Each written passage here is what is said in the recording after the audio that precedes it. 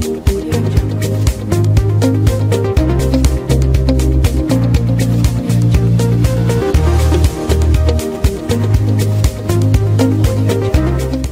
are at least two main types of play skills: social play skills and independent play skills. And usually most goals I've seen in the past focus on social play skills. But if independent play skills are not taught correctly, it becomes independent STEM time, and the child really doesn't know how to keep him or herself busy. Hi, I'm Dr. Mary Barbera, autism mom, board certified behavior analyst, online course creator, and best-selling author of The Verbal Behavior Approach. Each week, I provide you with some of my ideas about turning autism around. Today, I'm sharing a small excerpt from a recent live Q&A session discussing how to teach children independent play skills. This 3-year-old has good independent play skills, but lately he has been very repetitive in that he asks for a game or puzzle, opens it, and puts pieces on the floor, doesn't really do anything, and asks tidy up in a couple of minutes. Could this be because he's already played with the toys and puzzles and he's mastered all of them and is just bored, which calls for a change in his toys?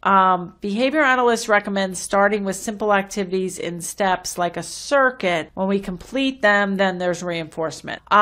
Yeah, I think there's independent toy play is one goal and one issue, and then we have more social game playing and those sorts of things. So I would work on both. You want him to keep himself entertained. What I find though, a lot of kids with autism, if it's not taught and monitored well, that independent play often becomes independent STEM time, and independent work activities become independent STEM activities. I remember way back, I was in a classroom, one of my very first classrooms in 2003, and I walked in, and this boy with very few skills, he was probably in first grade, and I had seen him a couple times. We were just trying to triage the whole classroom, and I looked over and I said, "What's he doing over there?" And she said, "Oh, he's in independent work activities." And he was sticking his fingers down his throat and like this. And I'm like, that's not independent work, that's independent STEM. So that can get really out of hand, especially when you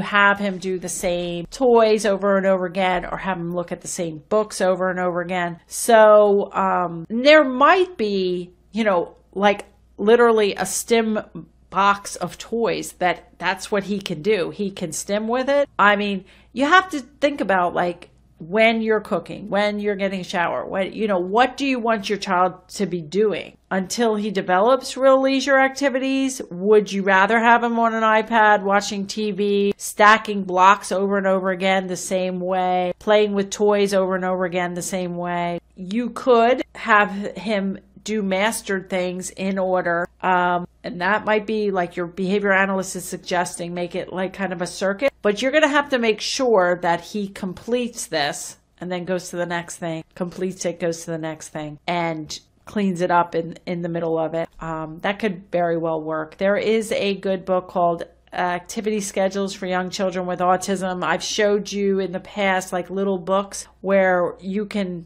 teach chain skills together. You can teach independent work activities by having this little photo book and going, okay, now I got to do this, now I got to do this. The other thing you can do is you can get maybe a 6-drawer plastic container, and drawer 1 is this puzzle, and with the all the materials he would need to take it out to do it. Put it away, put it back in, close the door. And then you could rotate those, or rotate the pictures, so that each day is, if you did the book, then he could just go, oh, I'm supposed to do the vehicle puzzle. He goes over, he gets the vehicle puzzle, he sits down, he does it, he cleans it up, he puts it back. Oh, now I'm going to do X, Y, or Z. And so that is a novel way to kind of rotate your toys, keep him busy, and not let it become really STEMmy.